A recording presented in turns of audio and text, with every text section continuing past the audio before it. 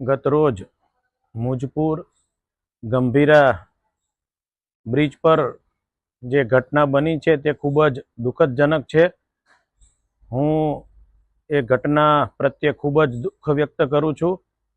પરિવારના જે લોકો મૃત્યુ પામ્યા છે એ તમામ આત્માઓને ભગવાન શાંતિ આપે, એ આત્મા ખૂબ ભગવાનના પાસે રહે અને એ આત્મા ખૂબ શાંતિ પામે એવી આજના દિવસે ભગવાનના ચરણોમાં પ્રાર્થના કરું છું।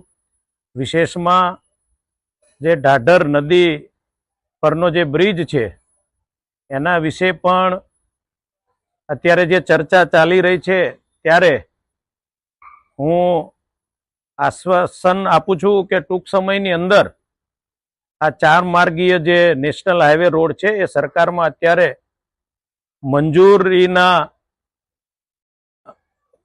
પ્રત્યે અત્યારે એ ચાલી રહ્યું છે, સરકારમાં એ ફાઇલ ચાલી રહી છે। ત્યારે ટૂંક સમયમાં આ 4 માર્ગીય રોડને મંજૂરી મળવાની છે અને એ કામ ચોમાસા પછી શરૂ થવાનું છે।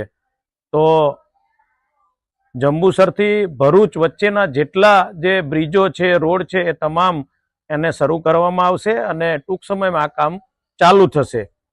તો આ જે બ્રિજ છે એને અનેકવાર સરકારમાં રજૂઆત પણ કરી છે, સરકારે એનું ધ્યાન પણ લીધું છે।